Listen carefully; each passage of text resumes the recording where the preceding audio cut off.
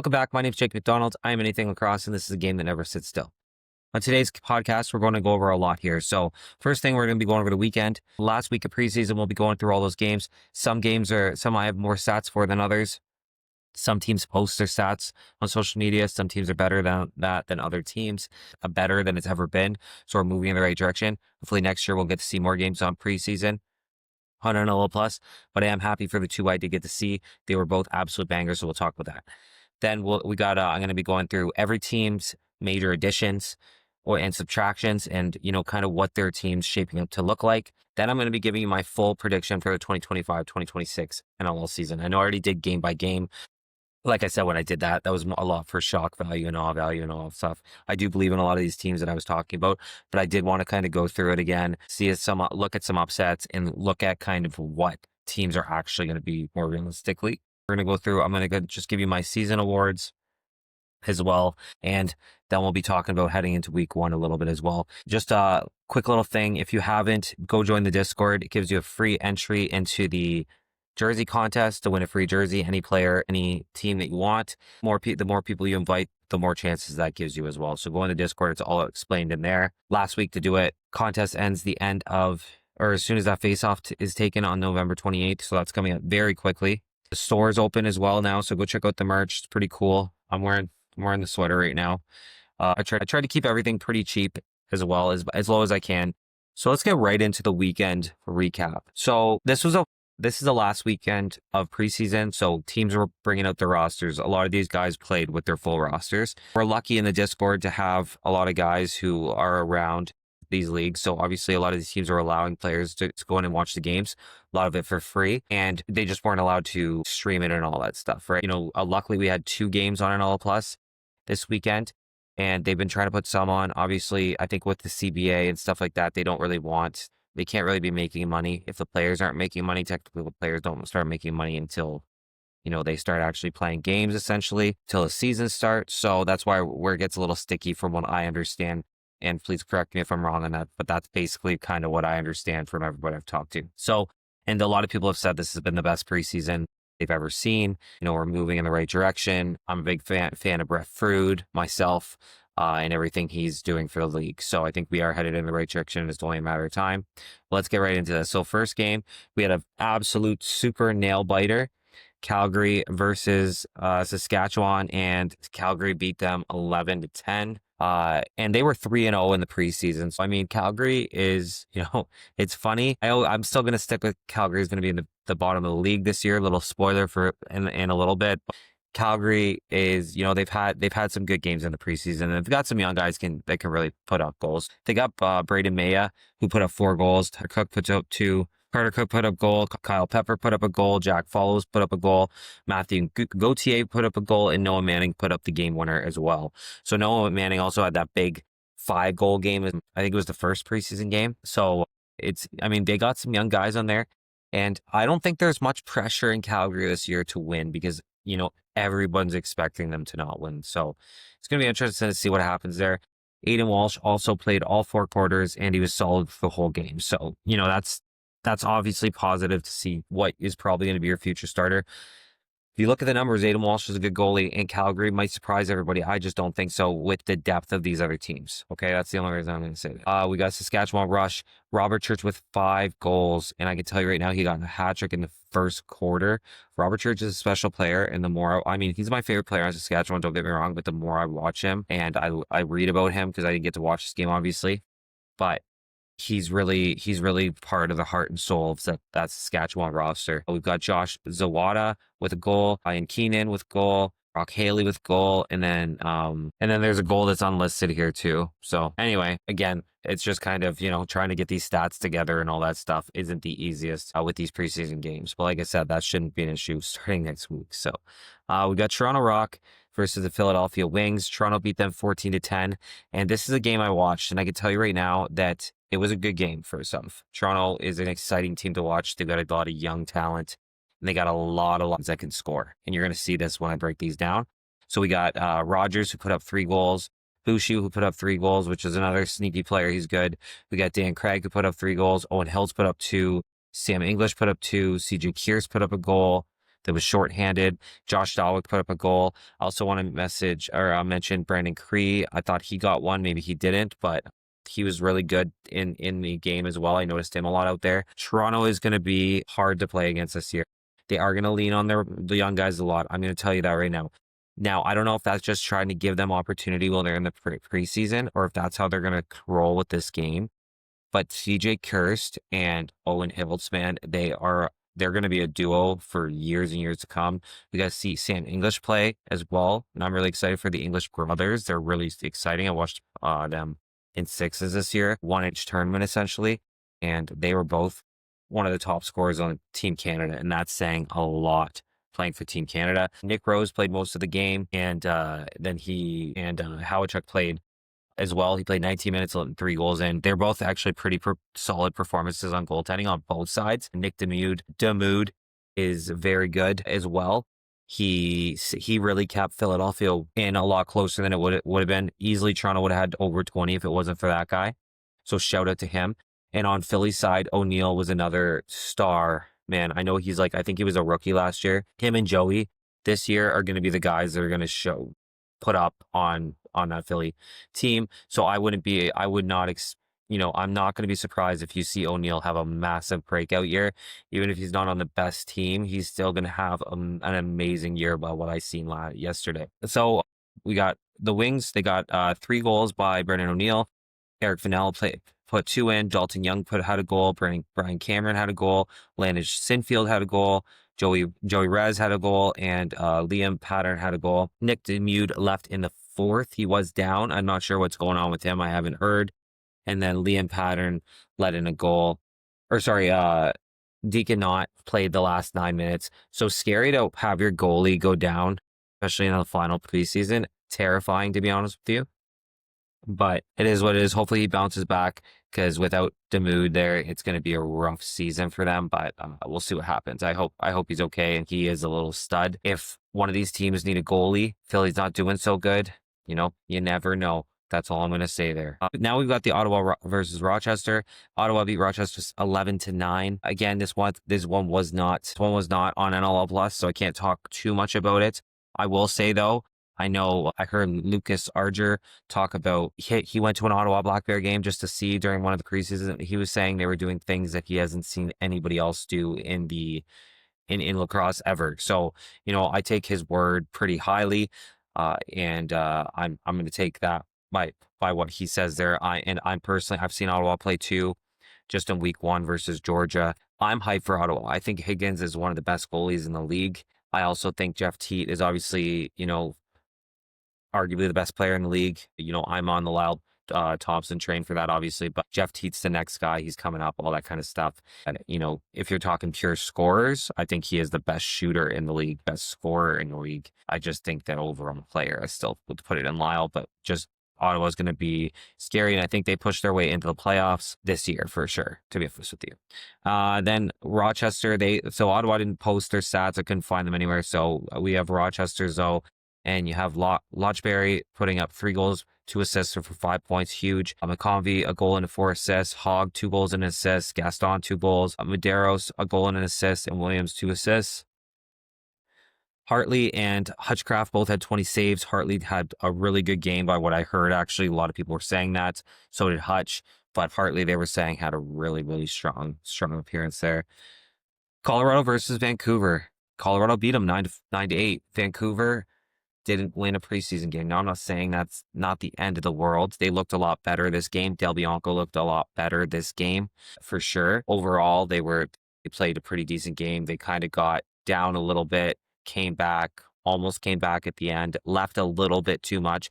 But the last couple minutes of that game, Vancouver really turned it on, and they showed what they probably should have been playing at the whole time. So again, it's preseason. I don't know how seriously these guys are taking it. And I think, this is one of those games that Colorado really played their heart out. I will say, I'm really impressed with Colorado's goaltending in general. Dylan Ward is amazing. Top 5 goalie of all time. I've said that. I I've been pretty vocal that I don't think he's a top 5 goalie heading into this year, but that's not because he's not good. That's just because the goalie depth is so good in the league. I don't mean that disrespectfully at all, and he could 1000% prove me wrong. He had an amazing game this last week. Nathan Whittam jumped in for a little bit of that game as well, and again held them in there. Right, again, they probably would have came back and won if it wasn't for the goaltending. Ward, it was a goaltending battle for most of that game with Ward versus Delbs in there. And even once Whittam stepped in, he played amazing. There was a couple late ones that he let in, but other than those, I mean, and those are still, Vancouver really kicked it into gears. Whittam's only about 21 years old too. I'm really impressed with the maturity out of him. But anyway, so we had Colorado scorers were Dylan McIntosh, 2 goals, Benny Mack, a goal, Andrew Q, 2 goals, Brendan Saris, a goal, Willie Malks, 2 goals, and Timmy, a goal. For some reason, I don't have the last name for that, so I apologize for that. But Andrew Q, man, that guy is going to be a little stud. He's really the driver of that offense. Also, McIntosh there is another guy, and I like Saris as well. I had him at 3rd. Obviously, I was wrong about that with the way Hiltz plays, but I do have a lot like Dylan. Brandon Saris is a really strong. He's a really strong forward. So and scorer. So he's a difference maker for sure. So this team looks different than last year. I will say that. What they kept, what I like about Colorado, and I've actually moved up on my list quite a bit, to be honest with you, after this preseason, because I've got to see them play a couple times. And what I notice about them is they're really good at smothering their opponent, shutting them down. Vancouver, and I was calling this out during the game, Vancouver's really good at Delbs passing it out up the boards, up the wing, and then somebody coming off the bench, cutting to right in front of that the middle slot area, the wing passing it over right in front of the net and just potting it in. They're really good at that. Colorado did a fantastic job at shutting that down.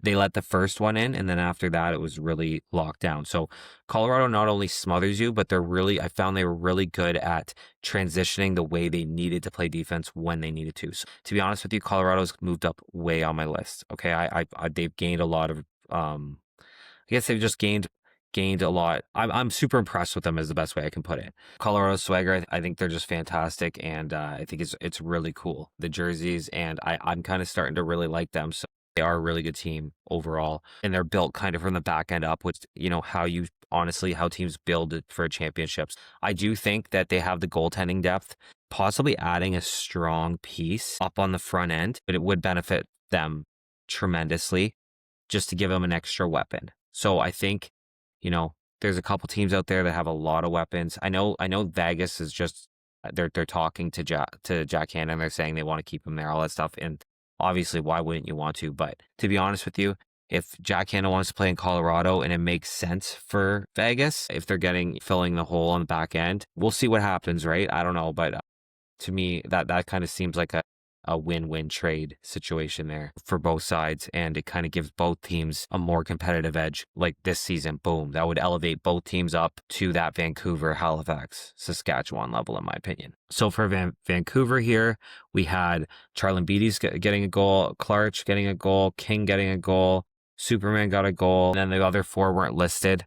Again, I watched that game, and I was impressed with Colorado, how they shut everybody down. I think that there's a lot of talent on that Vancouver team, and I think once they start meshing, they're going to be good. And I think, like I said, in the last couple minutes there, they really kicked it on a high gear, and you really seen the skill out of them. So anyway, and then we got Buffalo versus Georgia. Buffalo beat Georgia 10-8. So again, big win. Georgia is going to be, it's nothing personal against Georgia. I like Georgia, to be honest with you, but I just think they're starting to look to get younger. And they kind of, to me, I think they see the writing on the wall. For me, Georgia, it's not they're a bad team by any means. I just think that they're hovering at that part where it's like, do we squeak in the playoffs? Can we get there? Brett Dobson needs to really, kind of kick it into that high gear this year and show that he can be a top-notch box goalie like he is in the field, like he is in sixes. I think he's one of the best sixes goalies I've seen this summer, if not the best sixes goalie I've seen this summer. With that being said, does that translate into box lacrosse? Because some guys are better box goalies, some guys are better field and sixes goalies, right? So it really depends, and we're going to see if Brett can do that. I'm not saying that he can't by any means. I think that with teams at how they're built. When I look at them, as much as I think Georgia looks young and fast and big, especially bigger than they did last year, they're starting to remove their veterans, and I just don't know how this year is going to go for them. Let's just put it that way. So for any scores listed, okay? So I'm pumped to have the season start. The way I've been watching these preseason games, they've all been absolutely like tight games. And that's what I think the league's going to be headed towards this season, is a very tight season. You're going to have a couple teams that, are kind of on the top of the league a little bit more than some of these other teams, but it's not going to be because they're extensively better than these middle of the pack teams. They're a little bit more complete, I think, all the way around. But that's the thing about this league that I love, that I always say, is any team can beat any team on any night. So you never really know what you're going to get into. There's going to be some surprises, especially the way I was looking at this season. Like, there's going to be a lot of teams that are battling in that middle area that you're going to be like, I can't believe they missed the playoffs. And you're going to be like, wow, they really squeaked into the playoffs. Or you might even see teams strengths and wins together. So I can't wait for this season, though, because I can tell you, all I know is some really good lacrosse is coming. And if what I just watched happen during preseason, I cannot wait to see the regular season. I'm pumped. This will be my first full season of lacrosse, and I am absolutely pumped to watch it right from the beginning. And let's see where this goes, man, because this is going to be awesome. So let's go into the team acquisitions and just like kind of, let's talk about what teams added and what teams subtracted majorly, right? There's always these little, minor signings and all that stuff.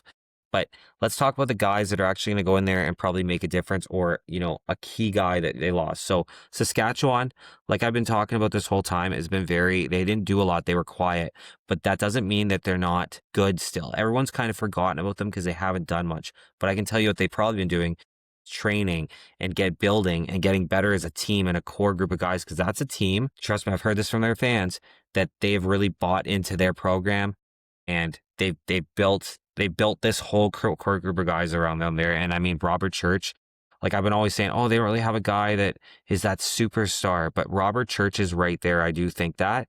So key additions is Levi Versh.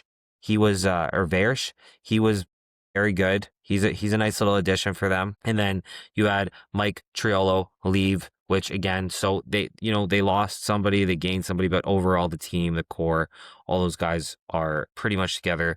I know Triolo was a decent piece for them, but I think overall they did a pretty good job of keeping that team together that took the Bandits CP Dynasty team to 3 games in the finals. So we've got the San Diego Seals, Cam Duckerley, Chris Kavanagh, Connor Robinson, which is a big pickup, Corey Small, which is another big pickup, underrated, kind of like the Q1 I find over there, Arnie Stehinas, and then you guys key subtractions in Ryan Benish, Robert Hellier, Cam Holding, and Kyle Rubish. So they lost a lot, and I was like super down on San Diego. And again, this is another team that's really moved up the list to me after preseason, because look what they did to Vancouver, and they won this week. Like they're looking pretty decent, to be honest with you. And I may have judged them too harshly. And I think that's why I understand why a lot of these guys had them at in the playoffs in that top 6. So we'll talk about that in a minute, but I think they're going to be better than I thought they were going to be, obviously, right? I have them in kind of the basement. They've definitely moved up the list. So then we have Rochester. Rochester's been pretty quiet overall, but they did add a couple. Added Adam Thistlewaite, Jeremy Thompson, and Zed Williams. Zed Williams is a massive pickup. So is Jeremy Thompson. That's a sneaky little pickup. Key subtractions is Brandon Slade and Kevin Orl. Again, Rochester to me is, like I've been saying, they're glass cannons. They have a lot of guys who can score. Zed, bringing in Zed's a really big piece. Even Jeremy's not a bad piece, to be honest with you.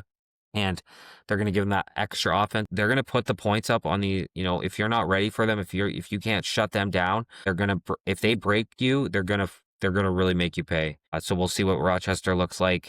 But unfortunately, I think that a lot of these other teams just elevated so much, where Rochester is somewhat in the same kind of area, maybe a little bit better offensively, but that's not where they really needed to upgrade. So then we've got Philadelphia Wings. You got Brian Cameron and Eric Fennell, which are, 2 not bad pieces for sure. And then you've lost Mitch Jones, Tony Malcolm, and Shane Simpson. So we'll see what happens there. Those are some pretty big key guys to fill.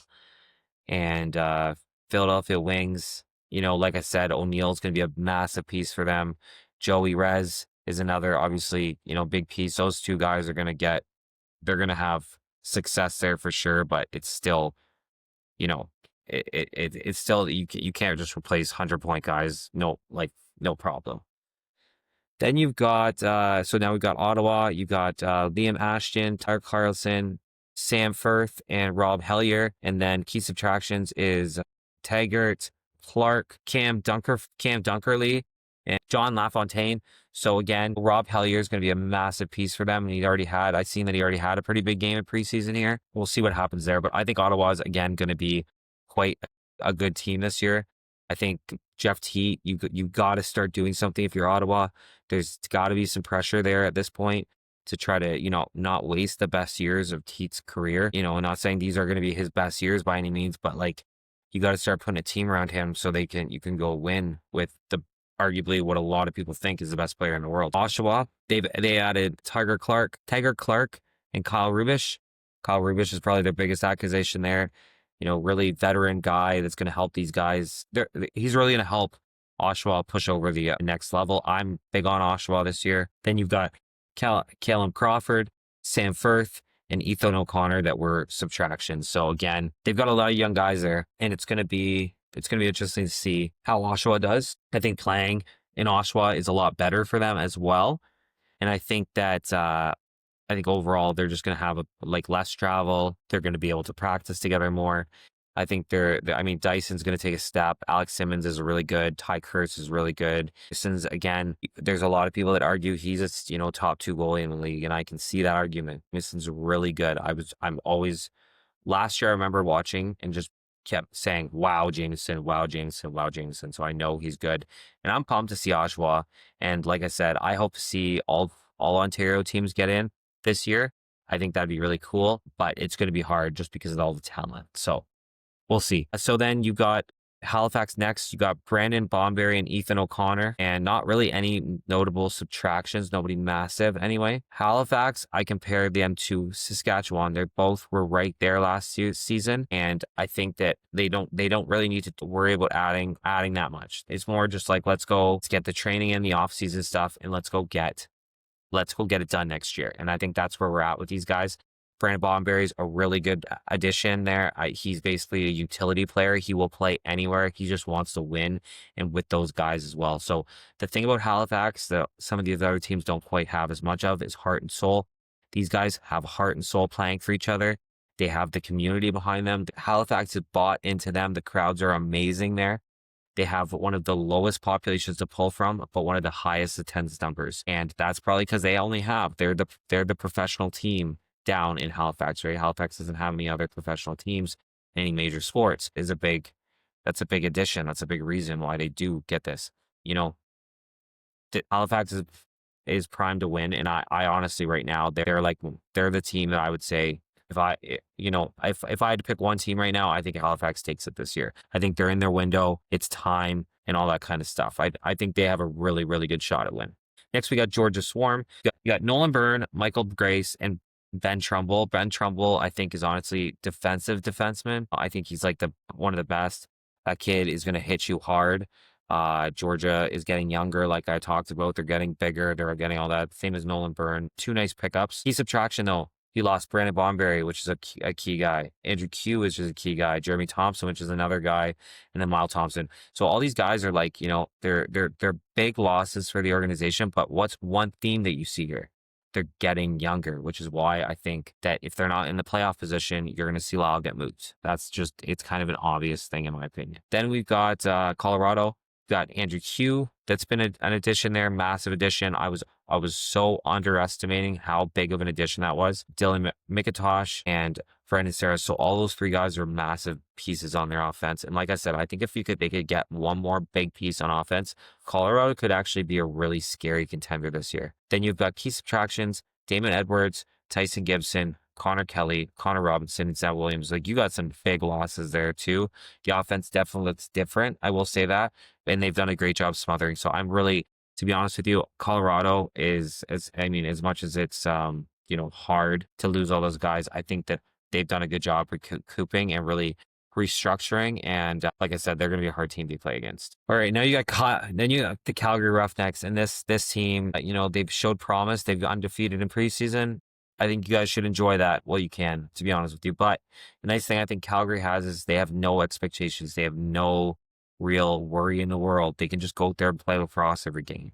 And they're not expected to be good, I don't think, this season. I mean, maybe they are internally or something, but I can tell you from all the analysts that I listen to and everybody's got them at the bottom of the league, which is a nice place to be in. And unless you're a diehard Calgary fan, essentially. I hope they somewhat do good, to be honest with you. I hope they shock the world this season, because to not have your first round pick and for it to be like a top 3 in this next draft, you're going to be crying for years about that. So hopefully they can, do something, but I don't know. Anyway, you got Riley Lowen is in Calgary. It's not like, they're just young, and all these teams have gotten better and they've just gotten a lot worse. So that's why I think they're just going to be on the bottom.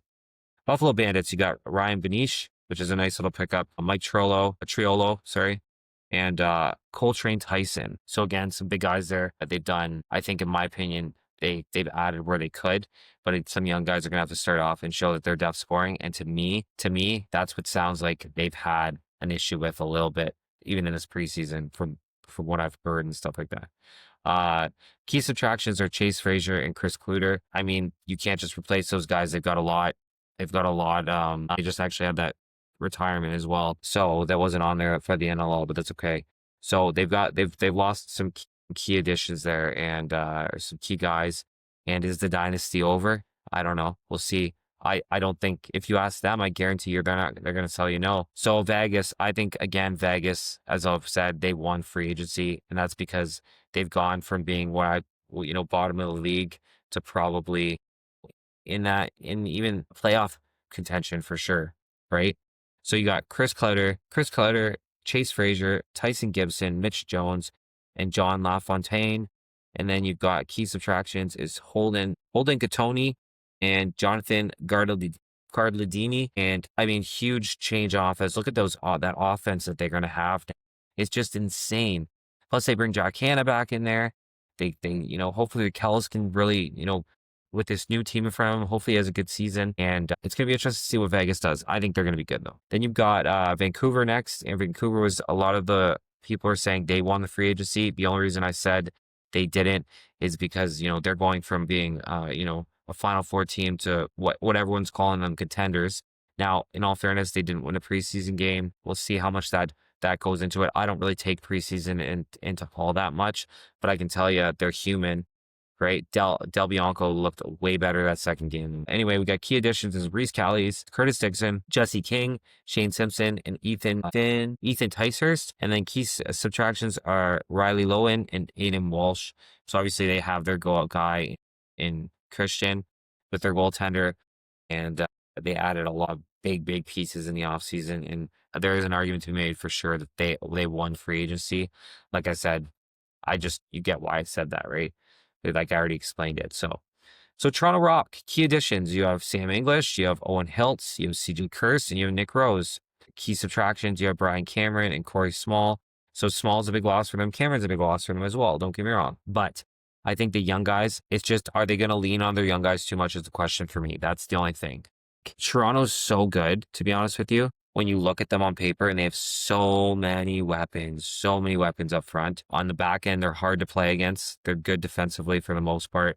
Their goaltending solid in Nick Rose. It's tough, man. When I was looking over the standings, like, where am I going to put all these guys? It's tough. It's insane how much young guys in this league changed the landscape of this league. Even if you look at like a Dyson Williams coming in, an Alex Simmons, right? A Ty Kurtz. Those guys coming in, they changed a franchise. Dalwick is an amazing GM.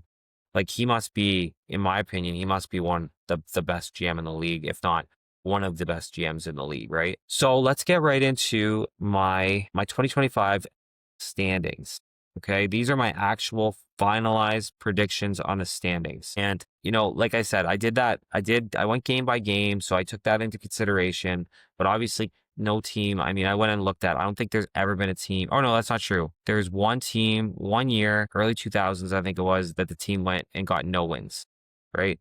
I think there might be a team with one. Most years though, most years you at least get a team with 3 wins. I think all the teams have gotten a lot better. So, but there's always upsets in lacrosse. And like I always say, anybody can beat anybody. So I don't see a team realistically. I had Calgary getting 1 win. I don't see that happening. Especially, I mean, they have a lot of young guys. Aiden Walsh is good. So with my 14th spot, I'm going to put Calgary Roughnecks at 3-15. Calgary, like I said, they've just gotten worse. We went over it with all their all their losses. They've got a couple young studs there, and it's unfortunate. Like I said, this is why I'm so against trading first round picks in any sport, because look at what's happened. Calgary is going to be at the bottom of the league this year, more than likely, unless they prove everybody wrong. Don't have their first. That is huge to me. That's crazy. And then you're going to have Toronto that could honestly be maybe sitting 4th this year if everything went perfect the way they wanted everything to go.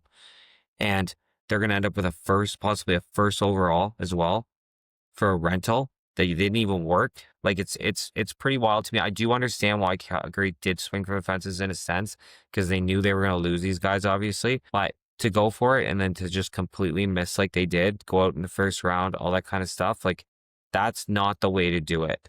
Okay, that's not the way, and it's unfortunate for them. But they do have one of the best fan bases in the league, and the diehard fan base in the league.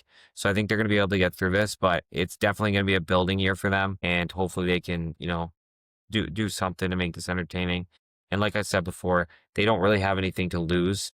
So it's going to be interesting to see how they go in there and play when they do end up playing, because, they're going to be loose and it's going to be all a development year. So we'll see what happens. We'll see how Walsh does. He's going to have a little chip on his shoulder, which I love when guys have a little chip on their shoulder, like they got something to prove. That's what he's going to have.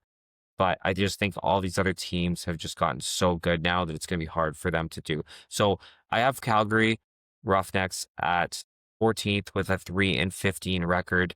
Again, I just think, like I said, for all those reasons, it only makes sense. Philadelphia Wings are going to be slightly better.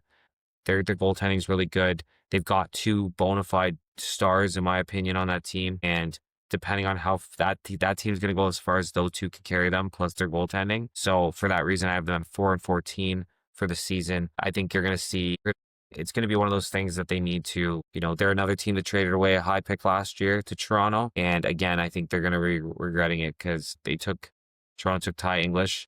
Or I guess Toronto, I think, took Owen Hiltz with that pick, the 3rd overall, right? So I'm not great on Philly for that one. But again, I think they were in the same situation, Calgary, where they thought, we got to try to make a swing at this. This is our group, and we want to try to get back in that winning graces, that deep playoff run. And it just didn't work out. And that's just the reality of it. Sometimes it just doesn't work out, right?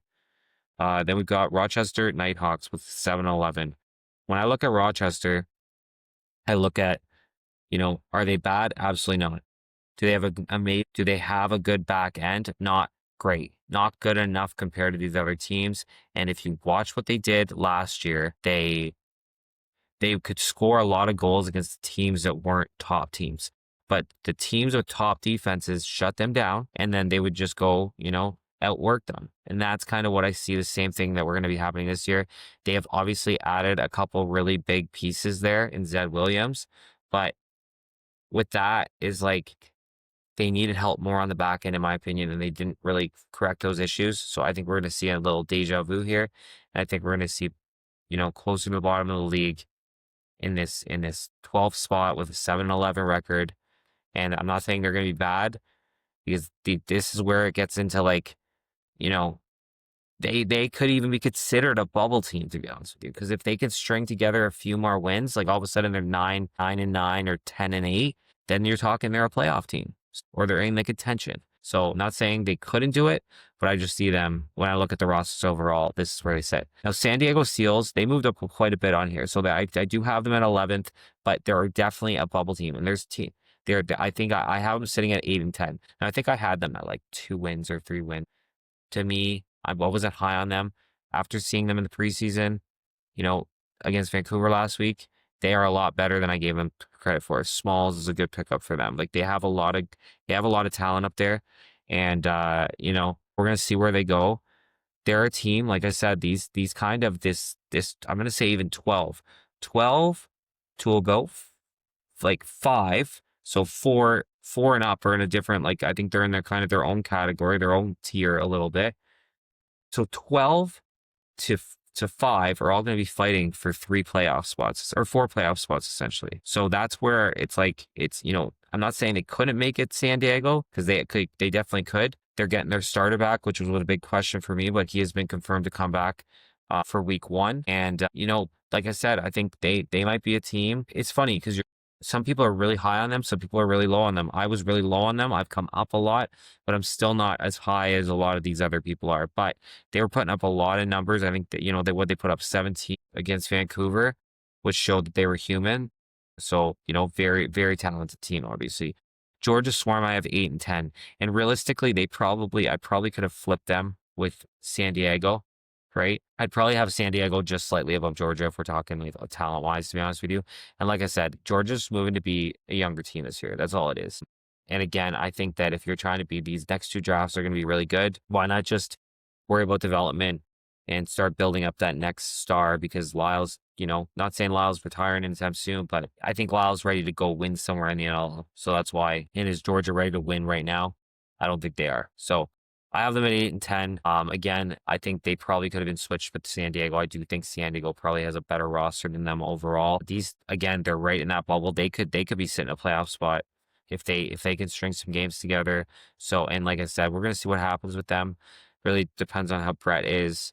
And I know I'm putting a lot on Brett. Don't get me wrong; it's a team effort out there, but it's really gonna be, can this team elevate themselves?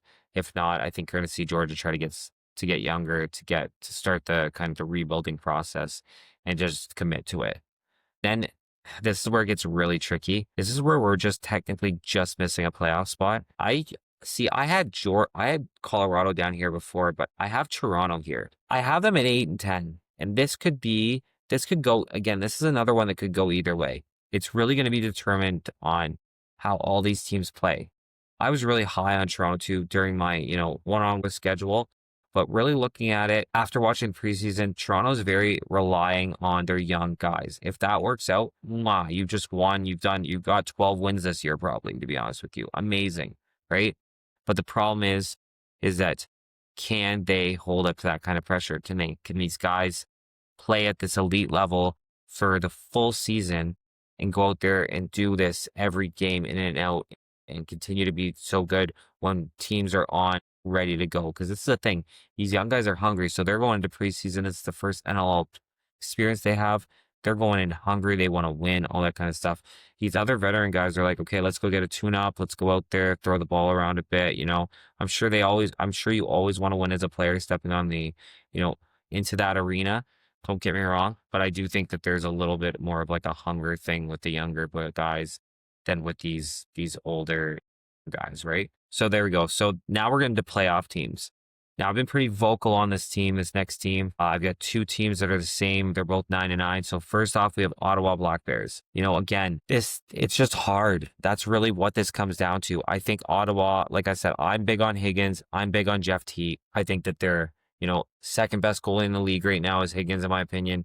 And Jeff Teat is arguably the best player in the world right now. So, and they brought in some veteran presence to try to give this team some help. They've got some developing players. I watched them play, and I think they're hungry, and I think it's time. They have pressure to make the playoffs. They didn't first year in Ottawa last year. It's time to try to get in there and do something. So let's see them make the playoffs. I think that they will get in there, and I think they are. Like I said, I do think that they're a really good team. In 7th, I had 9 and 9 as well. I have Oshbo Firewolves, and I've talked about them. They could be higher on this list. They could be a little bit lower. It depends. They have a lot of pressure as well to try to win this championship, to try to, get back to the finals where they were a couple seasons ago. Dyson has to take that next step this year. Is he going to be able to do that? Alex Simmons, can he remain? Not only can he remain what he has done, but can he elevate to the next level? Kurt's kind of same thing. Jameson, top-notch goalie, added on the back end, just developed over those last year. I think that they're gonna, they kind of had a rough start to last season. When I started watching, they started to get better. And this is a team that I was really drawn to last year. If you would have told me, okay, pick one team last year to be your team, Oshawa probably would have been it, to be honest with you, or Albany at the time. I was really drawn into them. And we're going to see as this goes on, what team I get drawn towards this year. I don't have a team yet, obviously, but I'm really just excited to watch it. But I think Oshawa is one of those, they're considered, again, kind of that bubble team. But again, they have so much potential. They could honestly win the league. If that's how close it is with talent out of there. They're young, they're unproven completely. So that's why I've got them kind of here. So they're considered a bubble team. Colorado Mammoth is probably the team that climbed up my list the most during offseason. I'm so impressed by the way they smother their opponent like they did last year. I'm so impressed that their offense looks completely different. And they have really going to lean on Q. Don't get me wrong. Man, this guy play lacrosse. He is a stud. I think that, he's obviously a massive piece for them, but they have other guys who can also score as well. Not just one guy, but I do think that if they could just add one more piece, big offensive piece, that this team could go from being, this middle bubble team to in that conversation with these top tier teams that are in this top tier. So I have them at 10-8. And again, this is still, in my opinion, they're still in this bubble realm because the teams are so close. Like I said, all the way from even 12, but especially 9 and 10. San Diego, especially if you flip San Diego with Georgia, like that 10 spot to 4 to 5 essentially is like all in the same range at 10 and 8 for all those reasons. And I think they're just a really good, solid all around team. I'm actually a lot higher on them than I was before. So I think I had them at 6 and 10.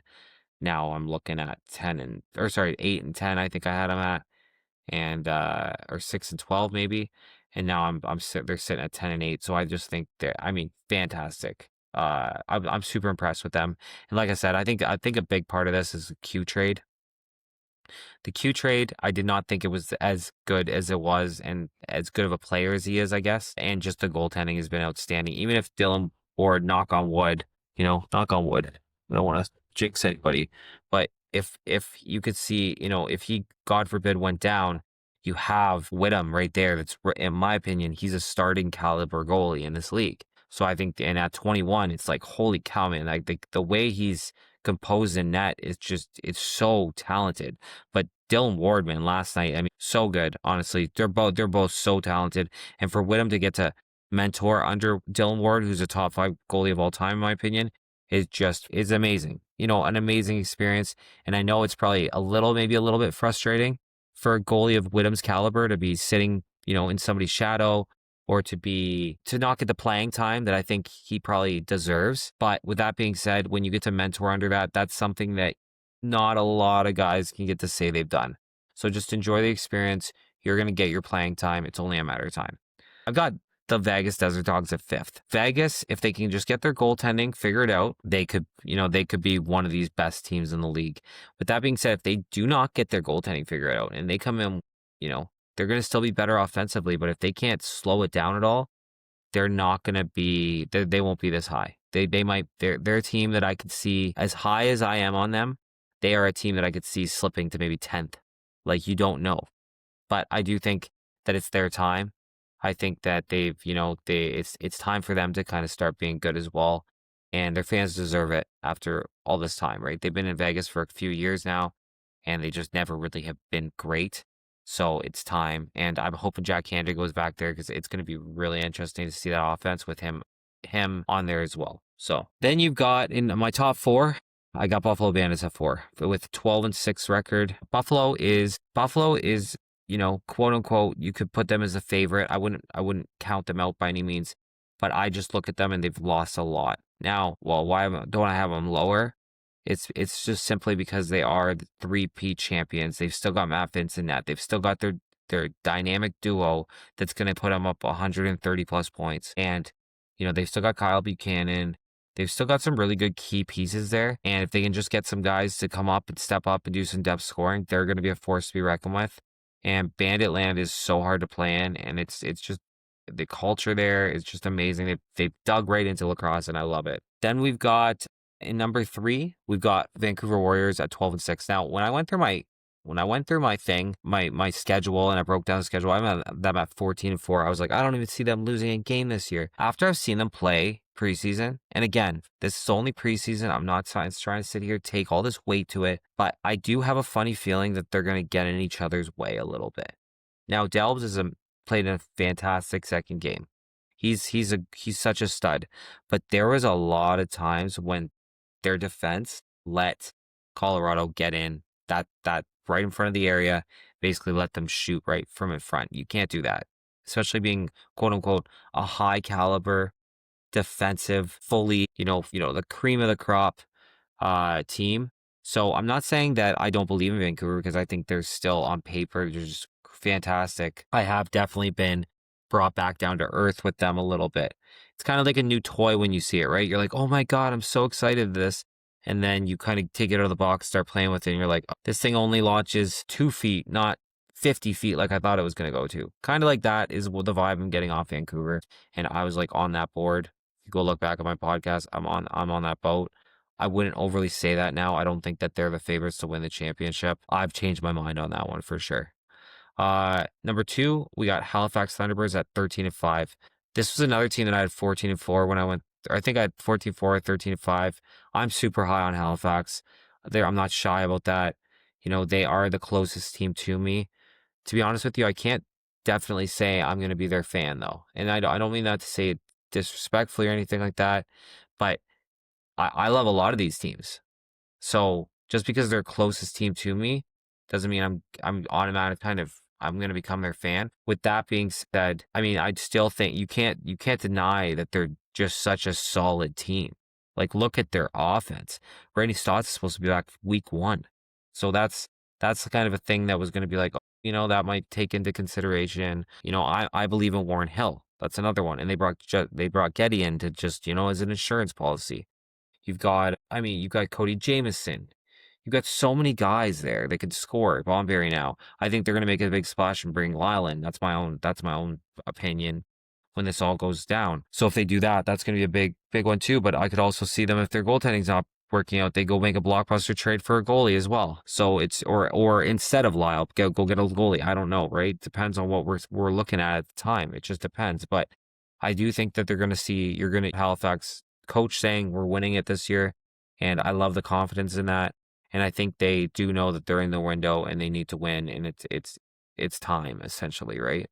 So, and then you've got Saskatchewan Rush at number 1 for my number 1, 13-5. They were the team that I chose to ride with during the playoffs. Saskatchewan, man, their goaltender Sheliano has something to prove. He lost in the Mann Cup this year. He lost in the NLL final last year, and I think it's just time for him to go out. They have built this team. They didn't lose much. They didn't add much. They're a tight group of guys. Robert Church, I think, is going to have an outstanding year. Definitely going to break 40 goals. He's a stud on his own. Saskatchewan, they've got a great back end. They've got great goaltending. They've got probably arguably got the best duo in the league. I'm still probably on board with Colorado, but I still think that they've got, absolutely an amazing backup. If God forbid, again, knock on wood, we don't want to wish injury on anybody, but if God forbid, if anything happens to Sheliano, then you've got a guy who can step in and not miss a beat, I think. So Saskatchewan to me right now is, if I had to pick a team to win the championship, I would say it's Halifax, in my opinion. But to be honest with you, in my opinion, also the favorite is Saskatchewan. I think that they are the ones. I was going to say Vancouver before. I do think Saskatchewan is a favorite to win the championship this year. I personally think Halifax is going to win it, but I think Saskatchewan is right there. And if they won it, it wouldn't be crazy to have Saskatchewan win. Let's just put it that way. Like they're deep everywhere. They're a complete team. They might be the most complete team, to be honest with you. And they have so many guys who can score. Like, they've got a lot of guys who can put 30 up a year. And so if 2 of those guys can jump to that next level, we're gonna see them be just an unstoppable force, in my opinion. So there's my more realistic, more than what can happen kind of standings instead of the crazy one I put out before. I think that's kind of where we're going to be sitting. But like I said, that 5 through 12, it's going to be an up and down thing. Every game matters. You better go into, if you're a team, you better go in there and be like, and give urgency every single game. You can't screw around. You can't you can't wait for somebody. You got to go in and you got to play every game like it's your last and try to really lock this down this season because it is coming and it's scary. For my award winner picks or some award winners, I'm not going to go through every award, but we're going to go through some of them that I think that are kind of good. Here, I'm going to give you each award that I talk about. I'm going to give you one player that I think is going to win, and then I'm going to give you a dark horse player that I think could win, like more of an off player that I think could actually win it. So we got MVP. I think MVP goes to Jeff Teat. So I think Jeff Teat's going to take his team to the playoffs. I think that he might even, maybe get in a few rounds there. I think that he's, the heart and soul in Ottawa, and I think he's going to put up 60 this year. And I know it's crazy. That's over 3 goals a game, but I just do. I think that he's so good, and I think he's gotten better since last year. And he put up, 56 last year? I don't think 60 is out of this question by any means. So that's my right. That's without be like, if, I think Jeff Teat's going to win the MVP. If for my dark horse, I do think it's going to be Dyson. I do have a funny feeling Dyson Williams is going to be the MVP of the league this year. And that's a big statement coming from like a sophomore kind of deal, right? Second year in the league, whether he goes for a slump or whatever. But he put 64 points up last season. And I mean, now I think he's just been training a lot, and I think he's legit one of the best lacrosse players in the world right now. He's so good. And I think you're going to see him take a massive step. I definitely think he's going to be a 100-point guy. Like I said, depending on how the Firewolves really get out there, I think that he could be the MVP.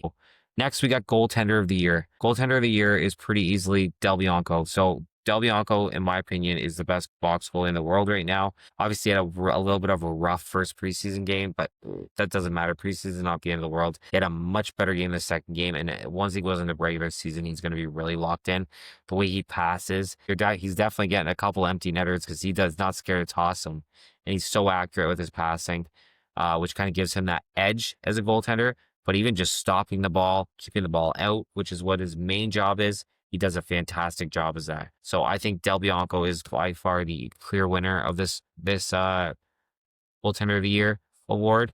And I think he might even be around that 9 against average. So the dark horse for that one is it really depends. You might see Jameson win it. You could see or in my opinion, another one is Higgins. Depending on how those two teams do. That's really what it's going to come down to, right? If they can get their teams in the playoffs and they're a massive piece because of that, which I think in Higgins style, it's going to be. I want to go over Rookie of the Year. Rookie of the Year, I think, is going to be going to Owen Hiltz right now. Obviously, the way he's been playing, if he just keeps his pace up there, it's going to be undeniable to try to beat him.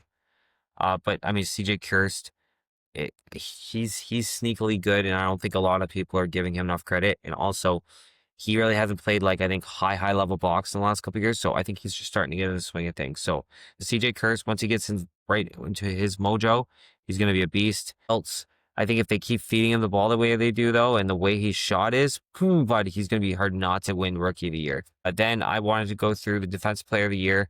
I think Latrell Harris wins this award. If you even watch him in preseason, man, he is primed. He's ready to go. That kid is a stud, dude. He's not afraid to throw the body. He's fast, and he's really good at getting the transition going as well, getting the play going back the other way. So I think that he could either win transition or Defensive Player of the Year. That's how good he is, I think, in my opinion. I think, depending on what happens, I think, like I said, I've got a lot of love for this kid, but Nate Whittam there, man, if he can just get a starting position, I could see him doing well. Another goalie that could be really good as well would be Aidan Walsh. Aidan Walsh has nothing to lose. He's got everything to gain this season. He's got a really good track record in Vancouver. I think he was good in Vancouver. And I think that Calgary this year, they don't really have anything to lose. And I think that's a good place to be as a goaltender like that. Hopefully he doesn't absolutely get lit up.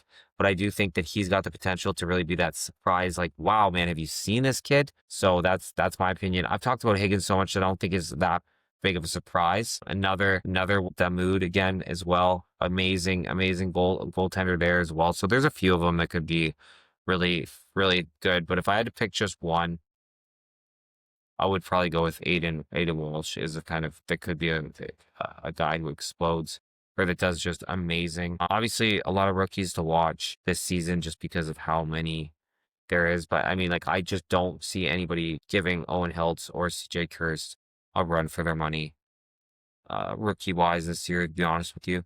If I had to really pick somebody, it wouldn't be them. I do like Saris a lot. I mean, his shot is just so good. But when you look at like Hills or Kurst compared to him, it's just like they're almost on a different level. So obviously, like that middle of the pack's gonna be so tight. Really, I really hope. My hot take would be like, all three Ontario teams get in. I think Colorado's a little bit too good for that now at this point, to be honest with you, after watching them. But I mean, who knows? It's so interesting. I will say Colorado make the playoffs looks more and more probable to me after looking at that, looking at the whole preseason as well. I really like that team, to be honest with you. So it's gonna be a really big toss up between those ones. So if I had to say a team, like I said, Colorado, I think is gonna make the playoffs. Would like to say Toronto, all three teams. So, and then to be honest with you, my gut's telling me Vegas doesn't make the playoffs. I don't know what it is. I've been really high on Vegas, but after watching all these other teams and stuff, it's just something. There's no rhyme or reason on paper they should make the playoffs. But if I had to take like a bold prediction, that would be kind of it. Because I think everybody's so high on them at this point, and I think Vegas not making the playoffs is actually kind of a bold prediction at this point now, to be honest. So anyway, so no guest on today, guys. I want to do a solo one today. I was kind of debating about, asking some people to come on. I've got a good list of people that have reached out and said, hey, if you need somebody on your podcast, please reach out to me. So I've got some options, but I just kind of wanted to do this because I knew this was going to be an in-depth podcast. And I was going to try not to do a 2-hour one this time.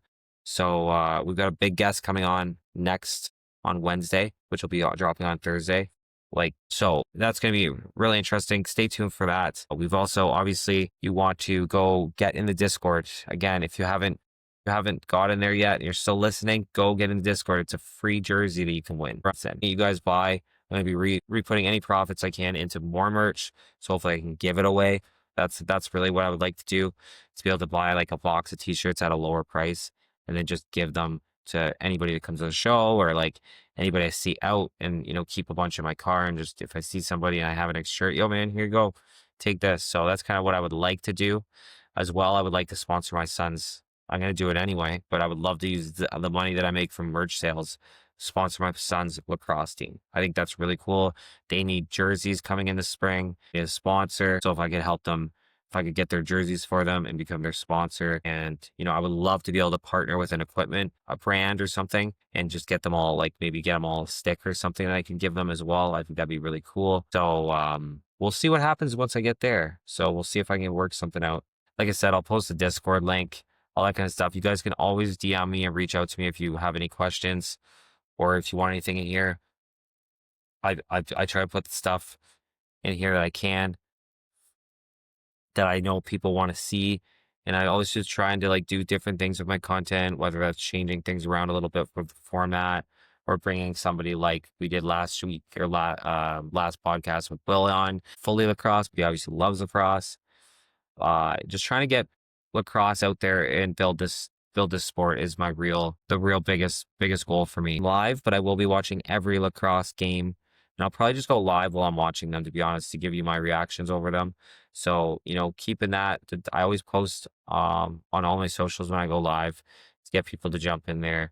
And we've had some pretty good guys in there most times. So it's a good time, and I love doing them. So basically we're headed into opening week now, guys. So we're going to be going right into opening week.